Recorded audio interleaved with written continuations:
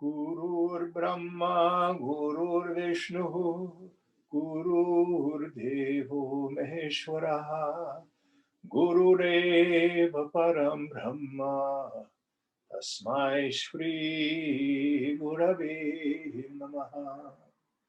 Chinmayam Vyapyat Sarvam Trilokyam Sacharacharam Tatpadam Darshitam Yena Tasmai Sri Gurave Namaha. Tvameva Mata Cha Pita Tvameva Tvameva Bandhuscha Sakha Tvameva Tvameva Vidyadravinam Tvameva Tvameva Sarvam Mama Deva Deva Tvameva Sarvam Mama Deva Deva. Jai Guru.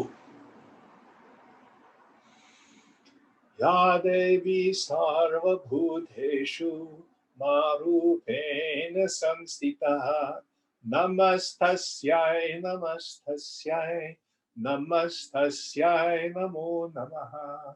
Ya Devi Sarva Bhuteshu Shakti Rupena Samstita Namastasyai Namastasyai Namastasyai Namo Namaha.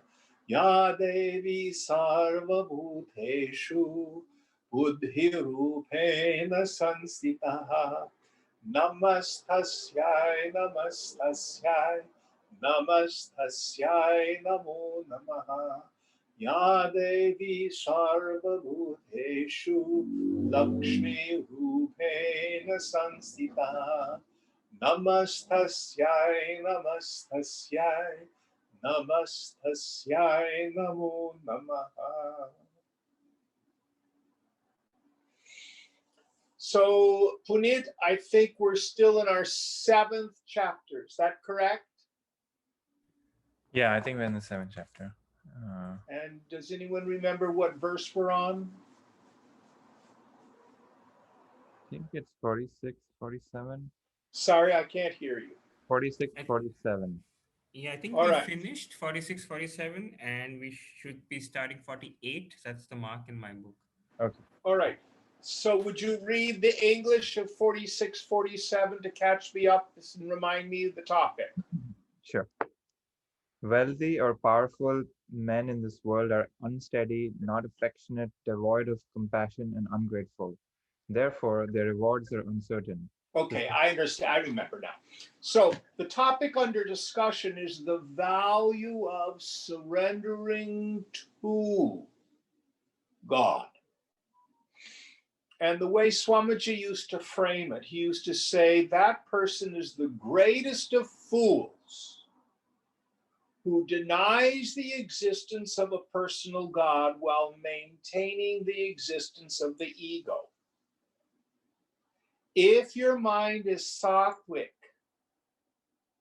and you can get the sense that the personal sense of self is non-existent, is unreal, then the personal God is also not real. But if you're caught up in your own egoism and you deny the existence of a personal God, then you have no help. So a personal God is as real as the various jivas, the various egos. And it is a cosmos, not a chaos. The universe is organized, and there is an intelligence that's in charge. And so the foolish person treats God as somewhere between Santa Claus and a traffic cop. You know, oh, I made a sin, I need to be punished, I have to do tapas. or, oh God, please. And there's really no such God. Every religion understands that prayer works. But understand this. Listen carefully. Shrunahu. Prayer changes the one who's praying. Prayer does not change God. Most powerful of all prayers is the prayer of surrender. Not my will, but thy will be done. Today, Lord, I turn my will and my life over to your care. The yogi doesn't try to play whack-a-mole with the world. He's battering down all his or her problems.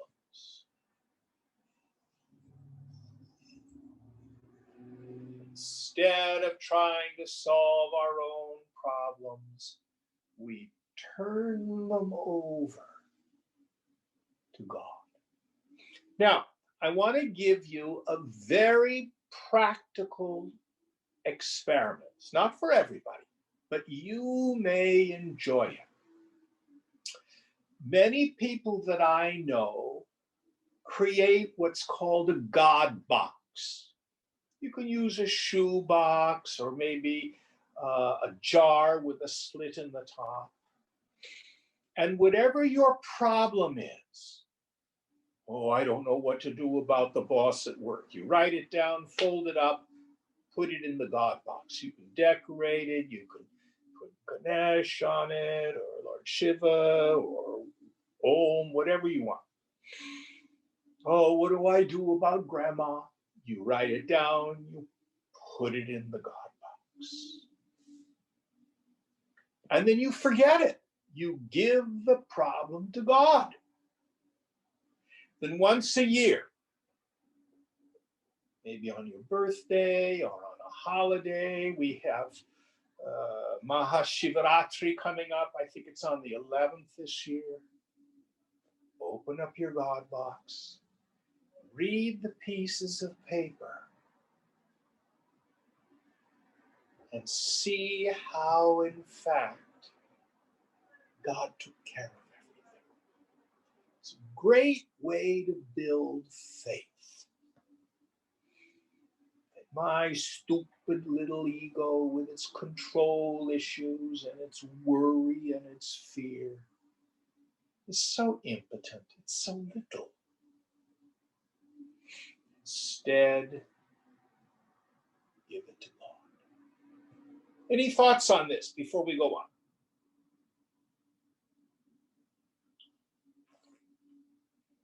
All right.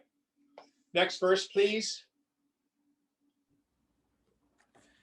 Anyatha nadi sansare kuto nindhyatva apnuyat vyavasthita jagadhyatra japi vasyat katham vada. Otherwise, how can one obtain unblamability in this beginningless worldly life, and also how the course of the world can become settled? Tell me. So again, he's discussing the fact that there must be an intelligent principle that's running the world. If it were capricious like human beings, things would be unsettled. I always think of the football game in America at the beginning, where each team is at each end of the field and they're praying to God to win the football game. What's God supposed to do? There's no such God. A very famous quote of Abraham Lincoln. One of the generals said to him, Mr. President, let us pray that God be on our side. And Lincoln responded, let us rather pray that we are on God's side. very different view. Right, next one.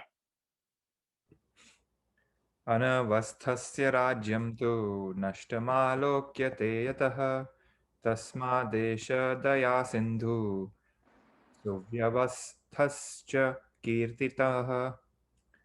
Since the sovereignty of one who is unsteady is observed to be lost, therefore this ocean of compassion who is God is declared as one having fixity. Yes.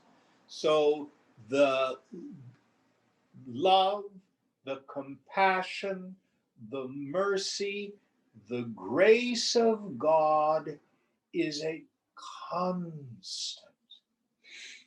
One of the oldest names of God that we have in the tradition is Surya, the sun. Now, if Puneet and I go outside for a walk, the sun doesn't say, "Oh, I like Puneet, I'll shine on him. Oh, Jim, he's a rascal, I won't shine on him." The sun doesn't do that. It is the sun's nature to shine.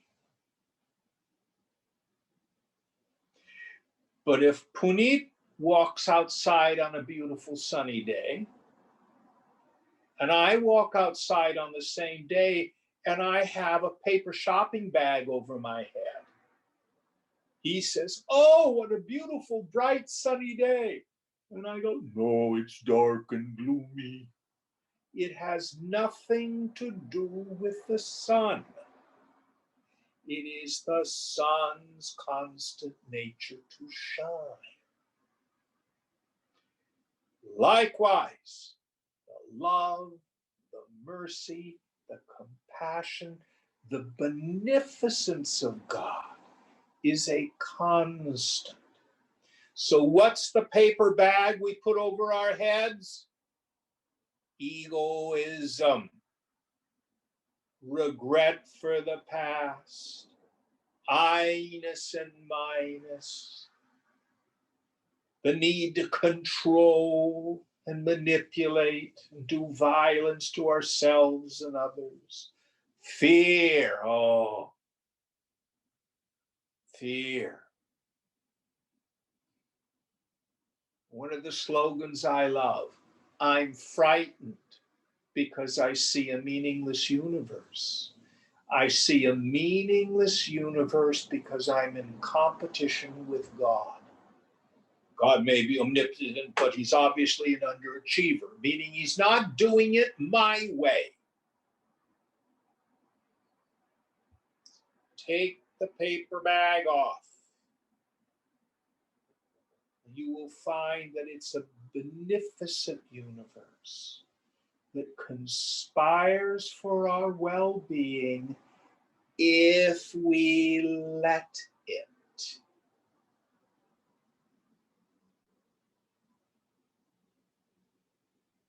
Never forget that the love of God is a constant. If you have a God who's temperamental and capricious, who can bestow grace and then withdraw it like a human person, fire that God, get a new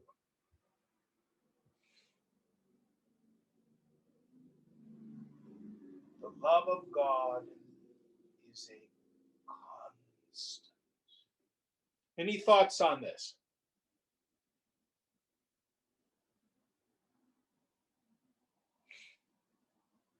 What about evil in the world? Well, I think if you really look, the vast majority of the evil in the world comes out of the hearts of human beings.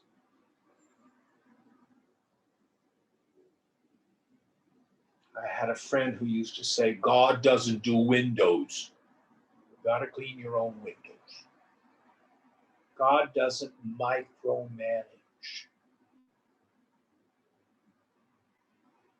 We have the limited freedom to screw it up.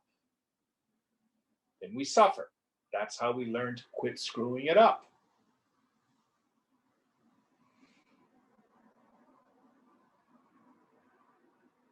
if we let go, fall into God, surrender to that,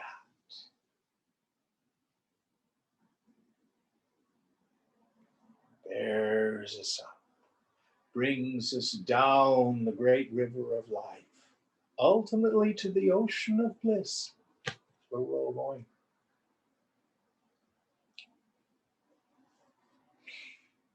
And in this verse, Daya Sindhu, isn't that what he said? Yeah. Yeah. Ocean of compassion. Wonderful, wonderful image. Wonderful, wonderful image. All right, next verse. Tameva sarvabhavena bhaktyashu sharina kuru shreyasi tvam yojayet satvam na tatparam vraja. Take refuge in him alone with devotion and with all your heart immediately. He can bestow on you the highest good. You do not become exclusively devoted to that state or the manifold means of attaining the highest good. Note, the means to the highest good are diverse and difficult to judge as to their suitability for the aspirant. Total surrender to the divine in the heart without getting attached to any particular means out of ego would result in the proper way being revealed by the divine. Yes. Why? Because when we surrender, then we can become an instrument. And the guru that's within us can move us where we're supposed to be. We'll intuitively come upon the means that are best for us at any particular time. So the most powerful of all prayers is the prayer of surrender.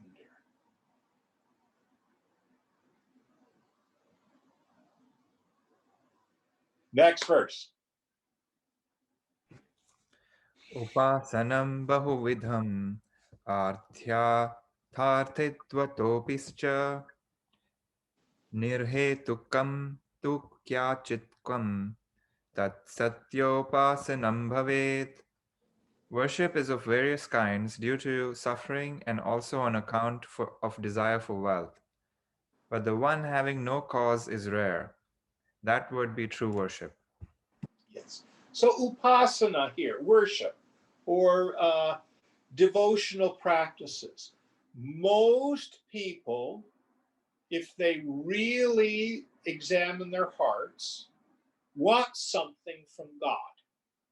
It's a transactional process. That's the lower form.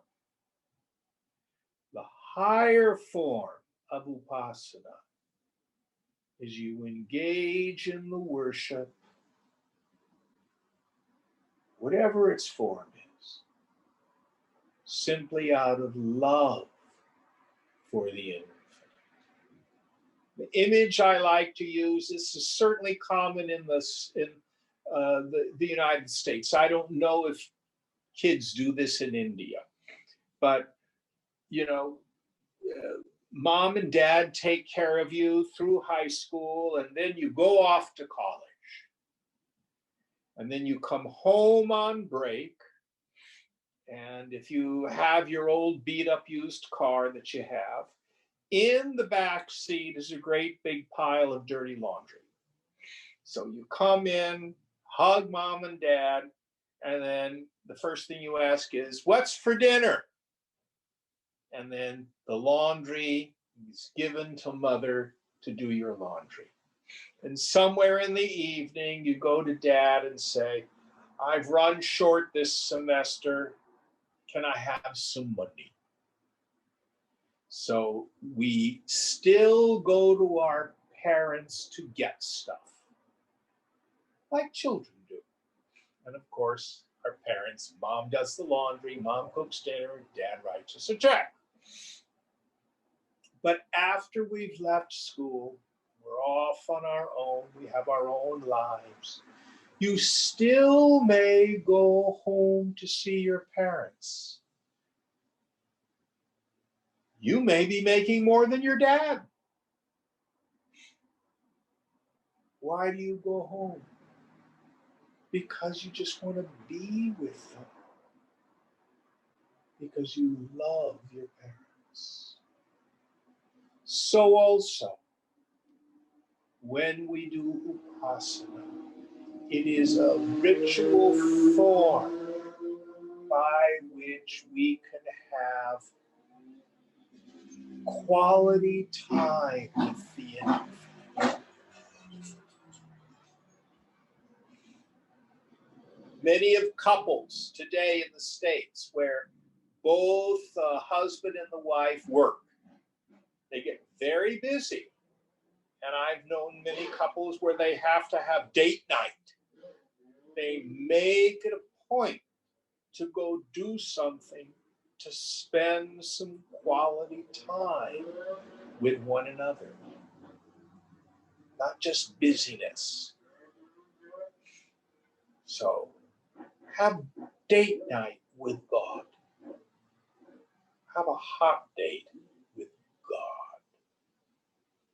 Spend quality time. What kind of time do we spend with God? Prayer and meditation.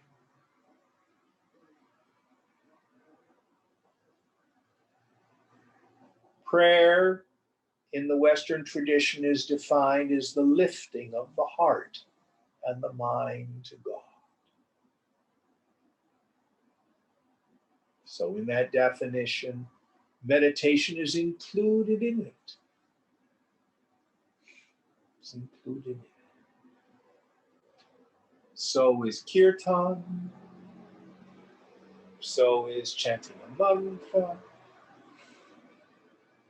If you're doing something like chanting Lalita Sahasranam, or you may just want to be in the silence. Quiet time with the infinite. Any thoughts on this?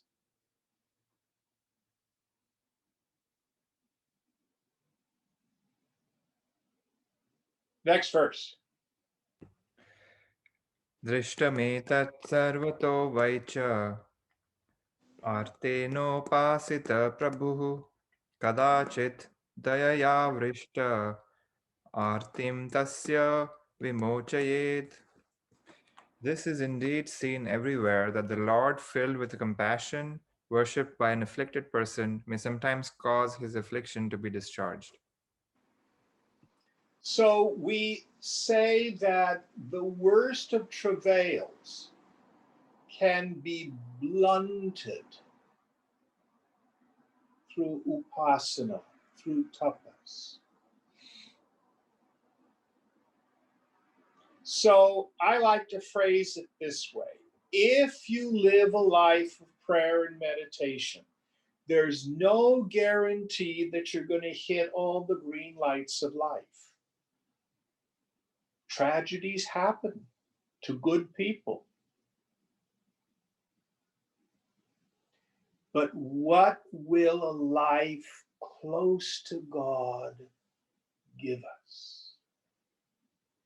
It will allow us to meet calamity with serenity. It will give us the shraddha, the faith,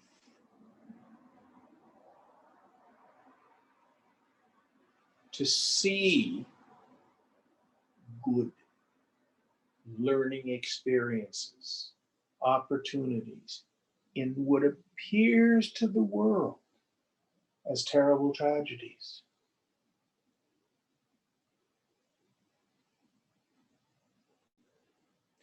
And frequently,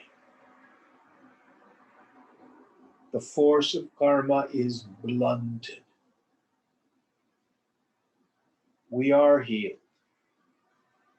tragedies do right themselves. One of the things I've seen so frequently is that when people start to meditate, they start to practice the viveka and the vairagya, all of a sudden, as if by grace, things in life just start to straighten out. Like in time, the drama just starts to leave. Circumstances still come and go, but it doesn't afflict us the way it used to.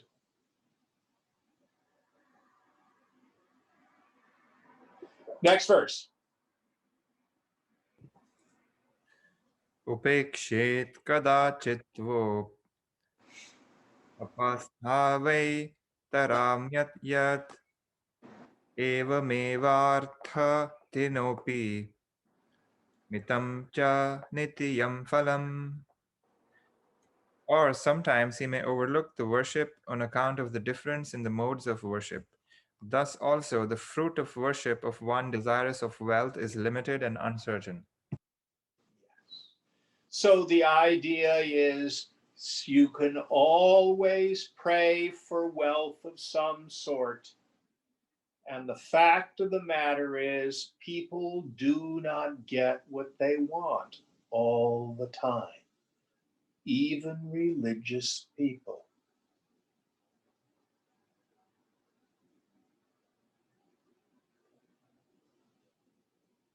So the fruits vary. You may open a business, spend a lot of money on a murti of Lakshmi, hire a pujari, does wonderful puja, and you still go broke.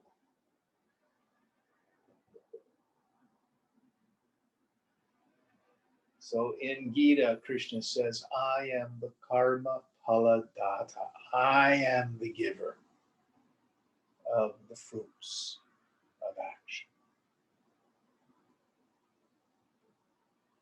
So the wise person, again, doesn't think of the deity as Santa Claus.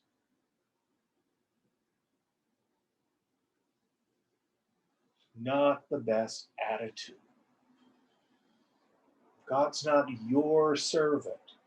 You, if you're smart, be God's servant. Next verse.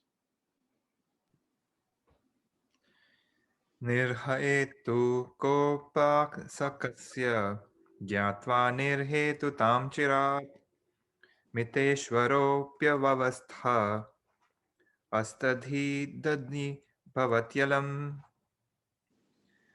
Even an unsettled person of limited power or wealth, knowing the absence of motive of a causeless worshipper, after a long time becomes completely dependent on them, the devotee. So the idea here is, if you have a servant who's very devoted, even though not skillful, you become dependent upon them.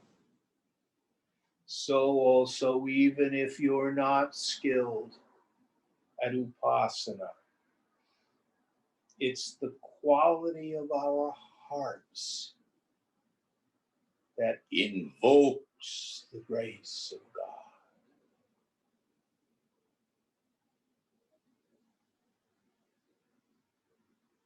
Next one.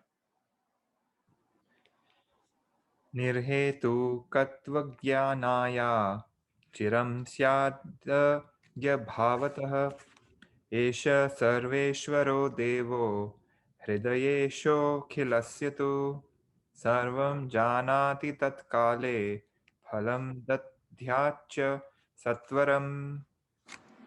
On account of his ignorant nature, it can take a long time for him to understand the causeless nature of the worship. But this God, who is the Lord of all, is the ruler seated in the hearts of all.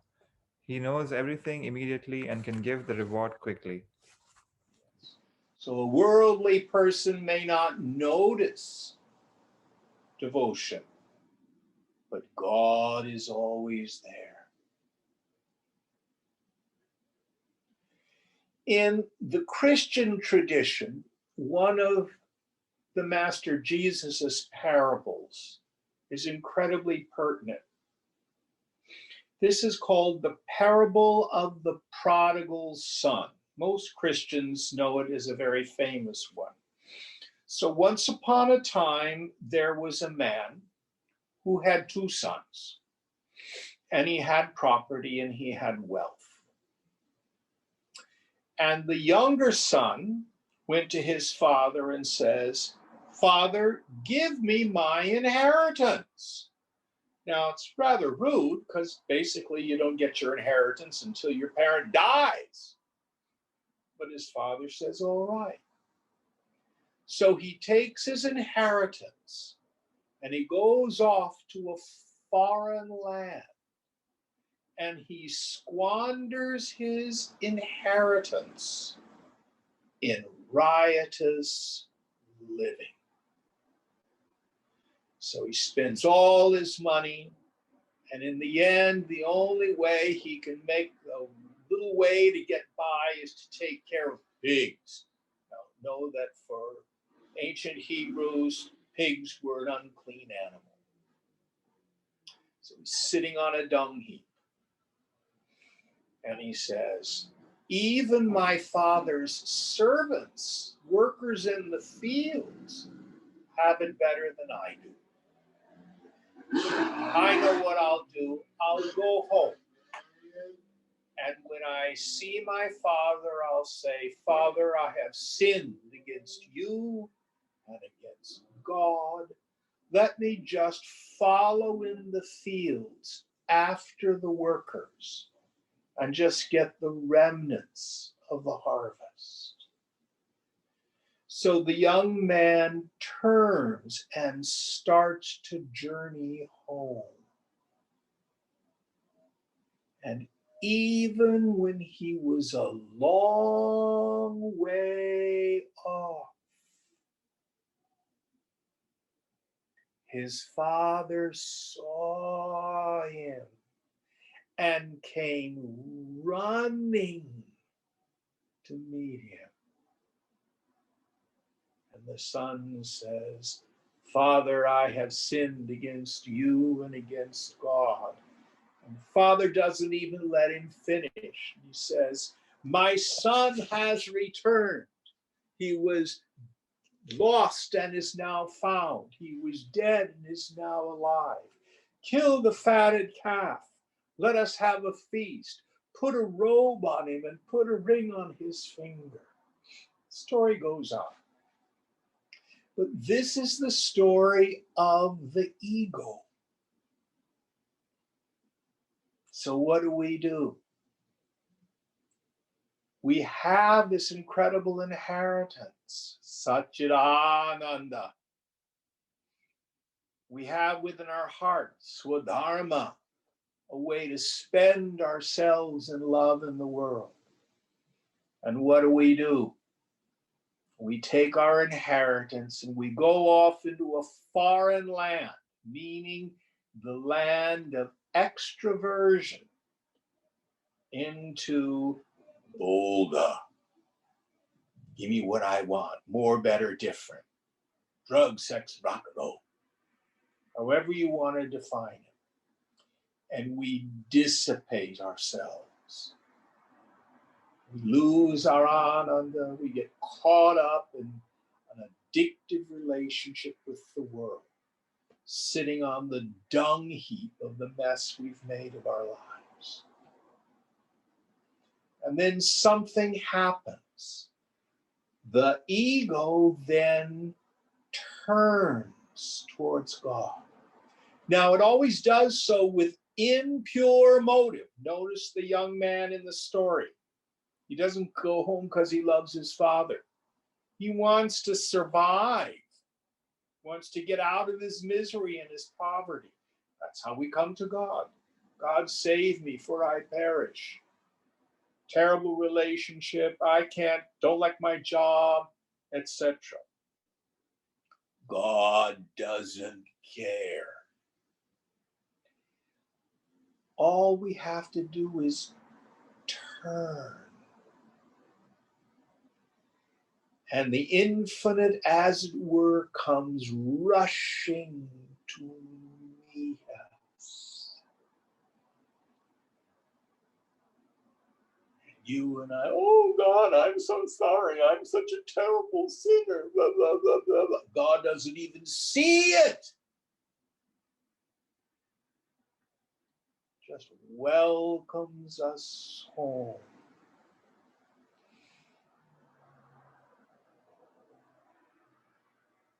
And bestows on us the blessings of once again being in our Father's house, or in this book, our mother's house. It's a wonderful story. And it's about the extroversion and then return of the ego. Very, very famous story from the Christian scripture.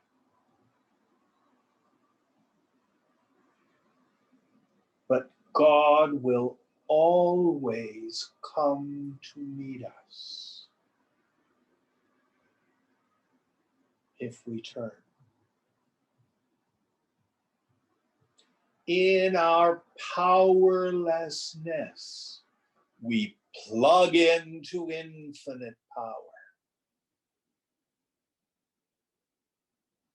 In our abandonment of our self-sufficiency, we're held by ultimate sufficiency. It's the world of paradox. It's the world of paradox.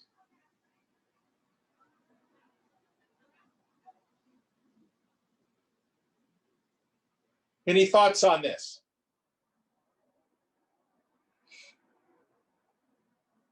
Next verse. Arthamarthathitam devas tadartha nabhiyojitum svaneyatya karma pakam pratikshya phalamadishet. To unite an afflicted person or one desirous of wealth to his object of desire, God may direct the reward having waited for the ripening of his karman or good or bad deeds due to his own fixed law. So, according to our punya or papam, done in prior lives and this lives, we get our allotted dose of joys and sorrows in life. But again, by surrendering to the infinite, it doesn't have to touch us. I always think of that wonderful scene from the movie Gandhi with Ben Kingsley, when they arrest Gandhiji and put him in jail. And it infuriated the British, because even though they could put him in a cell, they could not imprison him. They couldn't make him feel miserable, because he was a sannyasi at heart.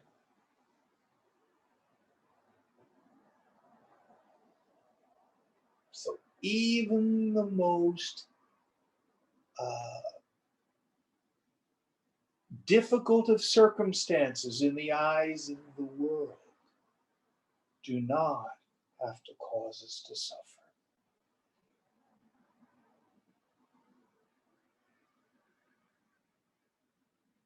One of the things we get out of this deep, deep surrender is santosha. We get contentment. It's all fine. It's all going to work out. This doesn't mean we don't strive hard in the world to do our duty, strive for excellence in our work, our school, etc. Doesn't mean we don't work for justice in the society. But inside, we have contentment. Any thoughts? Next verse. Nirhetukopakasam swaman anya sharanam vibhuhu gyatva sarvatmana tasya yoga kshema vaho bhaved.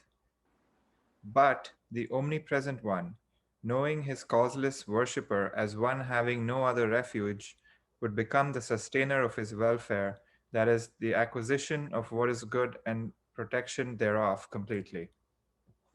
So he's used a phrase, yoga kshema, which he's completely borrowed from Gita. So Krishna says that he will do this. So he will unite you with what you need and what is your heart's deepest desire. And you will preserve what is good.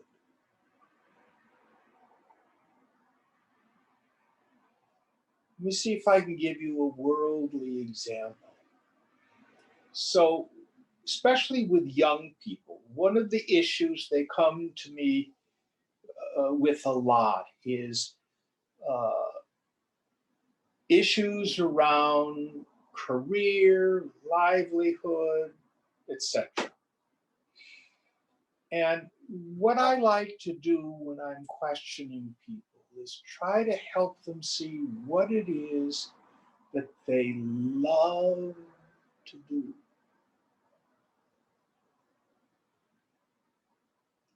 Let me give you an example. So there was this young man, this is about 4 years ago, came to me. And he was working as an administrator, a very poorly paid administrator in academia.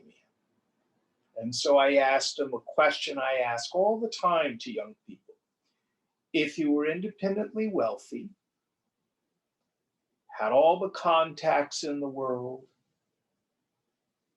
all the training in the world, opportunities, what would you be doing with your life?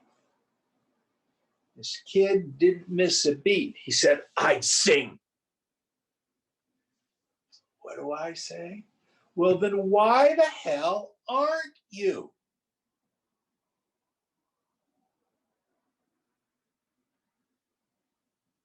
Because whenever I hear someone speak with joy about what they're doing, my ears perk up and I say, aha, swadharma. This is an indication of where this person's supposed to be, not having or getting. It's not like someone saying, oh, I want to be a lawyer. What do you enjoy doing? And as we go through chapters 3, 4, and 5 in Gita, if you, as Joseph Campbell used to say, follow your bliss. You may not be a wealthy person, but you'll sure have a lot more fun in life.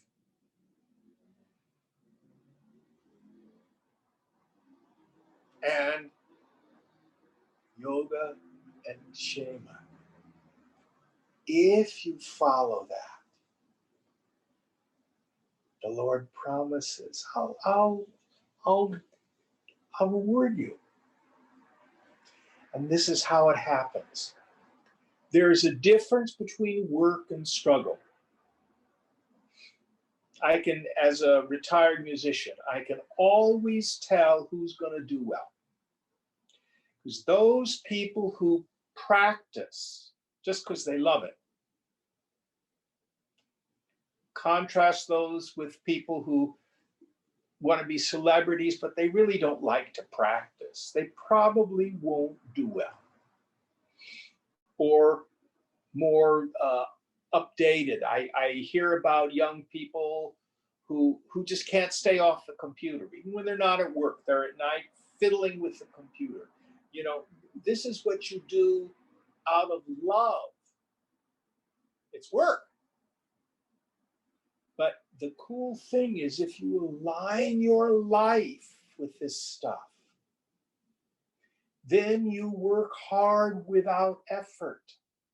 You don't have to make yourself do it. And if you work hard at something, you get good at something. And if you get good at something, the society will reward you. Talent is cheap. Craft, hard work is what usually pays off.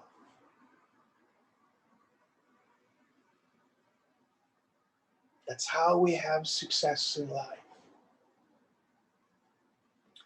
One of the things to understand, again, I say this to young people especially, the end is the means in a different form. Look at what you're doing. And if you're working at something that you're disaffected from, and you stay at it for 15 years, you're going to be really good at what you're disaffected from. The only way to get to what you love is to start doing what you love. Take the risk. Because the end is the means in a different form.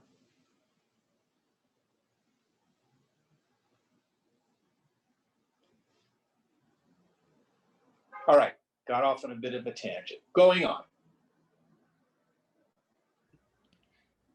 अप्रतीक्ष्य कर्मपाकं नियतिं Swan विधूय च तत्साधनं सत्प्रसाद्य द्रुतं संयोजयेत् फले एतदेव महेशत्वं स्वातन्त्र्य महतं यत्. Without waiting for the ripening of his karman, giving up his own fixed law and accomplishing the effort of the devotee, he would join him to the reward quickly. This alone is supreme lordship, which is unobstructed freedom of will. Yes. So God can do anything. The karma of the devotee is not the only element. Now, in the end, it only seems like God's violating the law of karma. In the end, it all works out. We just don't know the chains of causation. I look at something like I had no particular interest in or desire to study Eastern thought. I thought guru shmuru, and a weird circumstance. I met this fellow on a beach playing the flute. We got together to make music, and he told me about his guru. I went, oh, okay. Anyway, weeks later, they invited me to go down to Stanford with them to hear this Swami. Okay, I was interested. And I met Swami Chinmayana. It was life-changing. I was completely unprepared. In a sense, my old life ended and a new life started from that day on. Within a matter of weeks, I made the decision to leave my prior life completely and move into an ashram.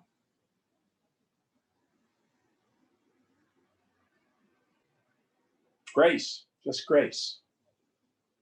But I was ready. I was ready. But these things happen. There's an old Zen proverb, enlightenment happens by accident. Zen makes you accident prone. So also, it seems like capricious grace, but it's not really. Going on, next verse. प्रारब्धं नियति वापि महेशाविमुखे भवेत् एतन्मृकण्डतनये त्यन्तमीश्वरतत्परे सर्वैज्ञार्तं महेशस्य नित्यत्यारब्धलाङ्घनम् अत्रोपततिं ते वक्ष्ये शृणु प्राणप्रियेर्ऋताम्. Destiny, or even the fixed and inevitable law of God, may exist for one who has turned away from the Supreme Lord. This transgression of the fixed law and destiny by the Supreme Lord is known to everybody in the case of Markandeya's, the son of sage Mrikandu, who was extremely devoted to the Lord. Dearest one, listen, I shall tell you the reasoning in this matter as declared. And so now she's going to tell us a story. Going on. यद्यप्न्यनुलघङ्निये प्रारब्धनियति खलु तथाप्यपौरुषाणां तत् प्रारब्धमनपोहनम्. Though destiny and the fixed law of God ought not to be transgressed certainly, even then the destiny is irremovable only for persons without human effort. So in the end, human effort can blunt things. Going on. अत एव प्राणयमैः प्रारब्धं परिजीयते न तान् दृष्टेषु दुःखेषु प्रारब्धं योजयत् यलम्. For this very reason, destiny is conquered by yogins who control prana. Destiny does not verily join them to known afflictions.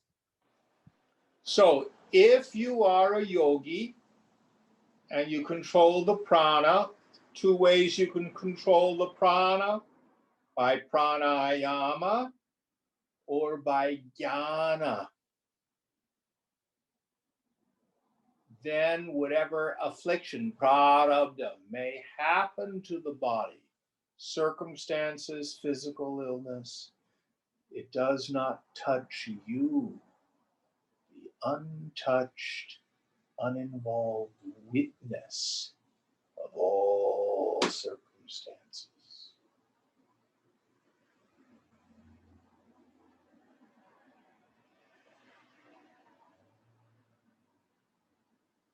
Next one. I guess she's not going to tell the story. I forget what happens here. I may have been mistaken. Let's go on. Prarabdha hi nigirnaiste ye paurusha parangamukhaha etanniyati sankliptam tathaivanubhavanunu. They are swallowed by the serpent of destiny who are shunning manly effort. This is contrived by the fixed law of God. So also it is ascertained from experience. So if a person does not exert themselves in spiritual endeavors, you are bound to the force of your prarabdha. And as the circumstances of your life go up and down, it will seem like you go up and down.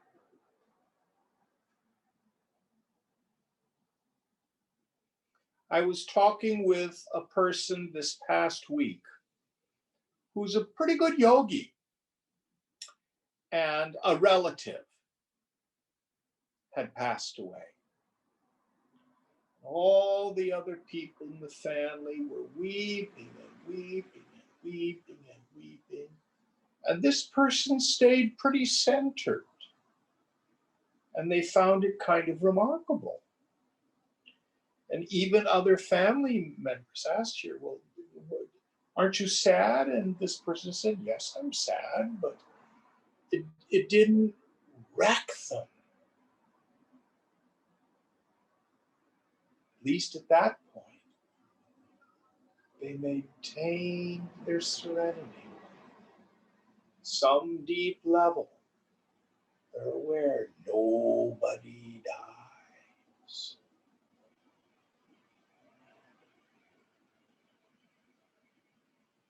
So you have to see the paradox. Did their relative die? Yeah. Is it sad? Yeah. One person is weeping and weeping and weeping and is totally destroyed. Another person has a degree of serenity.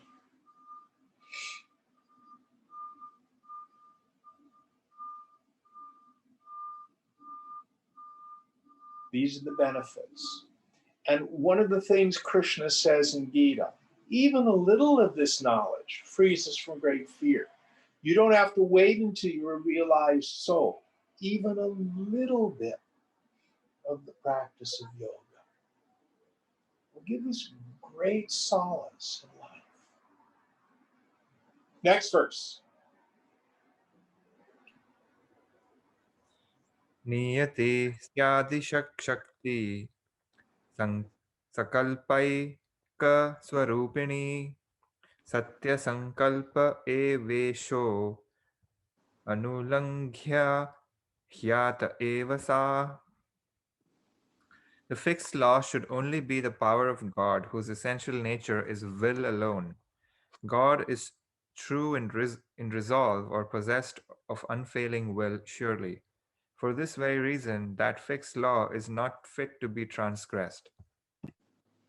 So here we're talking about how much can our self-effort do to change things and what it can't do. And the word that's used here for will is sankalpa. And again, this is a word that's almost untranslatable into English. My definition of sankalpa. Sankalpa is a wish, a will, a thought, an intention. The law of sankalpa is any sankalpa consistently maintained that's not conflicted or contradicted, tends towards grossification, tends towards manifestation. This is why prayer works. This is why puja works. This is why healing works.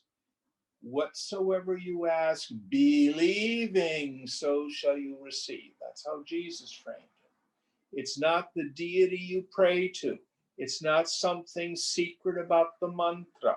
It's not gems. It's how consistent and uncontradicted or conflicted the sankalpa is. Now, the Lord has sankalpa. For example, one of the Lord's sankalpas is light moves at 186,000 miles per second. You don't wake up some morning and it moves at 187,000 miles per second. You can do affirmations and visualizations until you're blue in the face, and you will not change the speed of light. Through pranayama, through good diet, through yogic practices, you may extend your life. I had a young man sit here several years ago, and I think it was Autobiography of a Yogi. I think we were talking about this earlier. And he was talking about yogis who lived for 400 years. Of course, my question was, oh, and what happens in year 401? You're dead. The Lord's sankalpa is nobody gets out alive. Death of the body is inevitable. The only wiggle room is how long?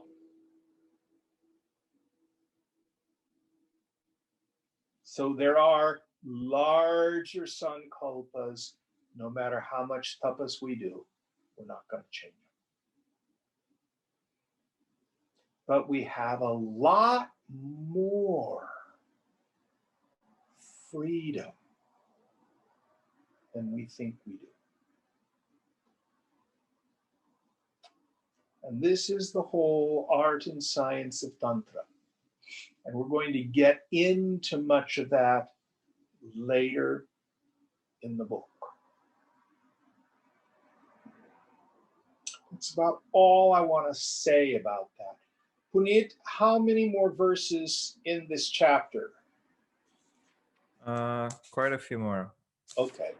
Then I think now is a good place to stop. Where are we? What's the first one for next week? 66. 66. All right, we have time for questions.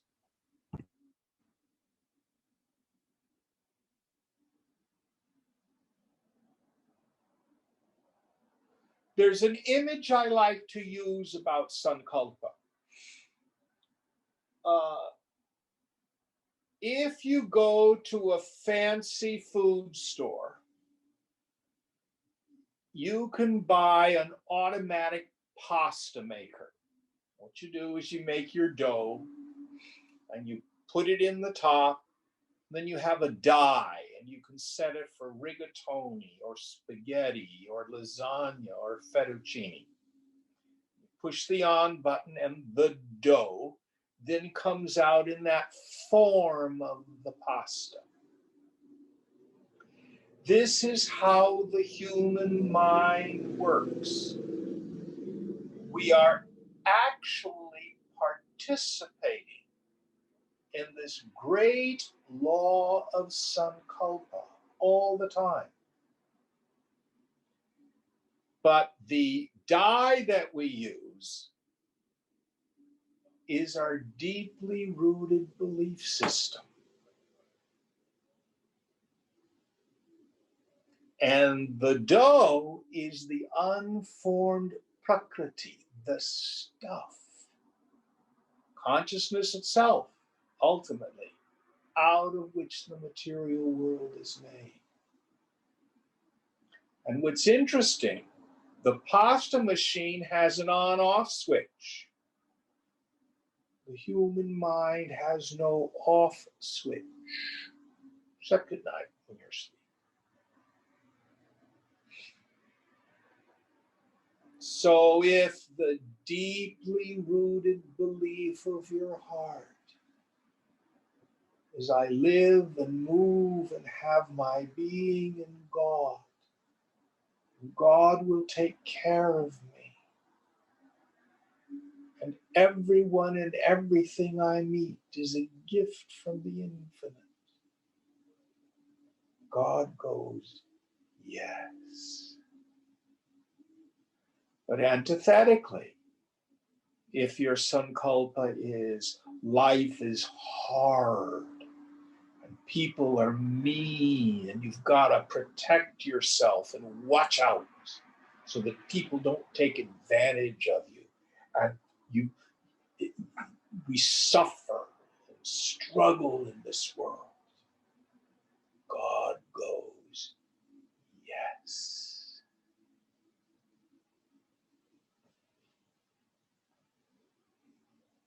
So part of understanding Tantra,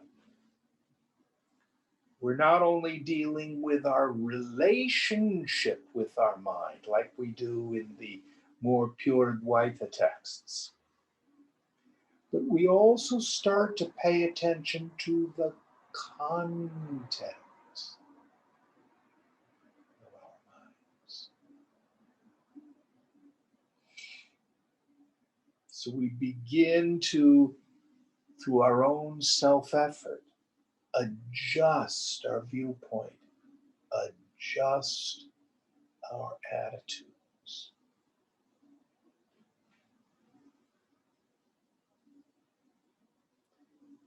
And the corollary to the law of Sankalpa is this. What you look at, you're going to think about. What you look at repeatedly, you're going to think about repeatedly. Repeated thought becomes habituated thought. Habituated thought sinks into the unconscious and becomes the law of our life. So our power is is what we pay attention to. So if we spend all our time dwelling on the negative, rehearsing all the bad events that have happened to us, living in regret and self-pity, it is more than likely going to show up in our bodies, in our relationships, in our lives. If, on the other hand, your vision is on the infinite, and you meditate on this grace and goodness of God everywhere, if you endeavor to see the face of God in every person, if you live from a place of infinite generosity on all levels, generosity of spirit, not just physically, watch how your life changes. Because what we experience out there is the pressing out of our deeply rooted belief system.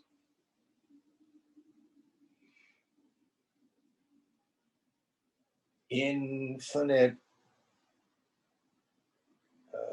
Prakriti, Shakti, is the dough. My mind is the pasta machine. My repeated, habituated thought is the pasta die. What are you going to create in your life?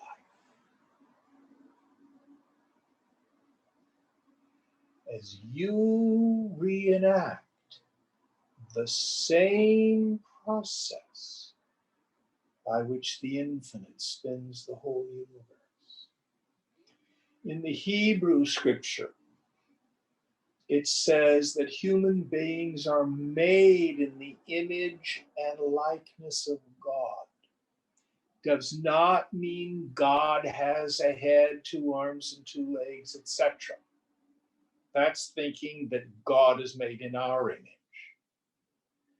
What it means is God is consciousness, and by its infinite Maya Shakti, by means of Sankalpa, the whole universe comes into being. And we as individuals reenact that creative process.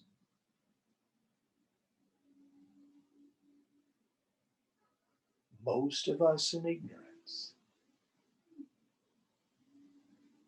The yogi, a little more consciously. Any thoughts on this?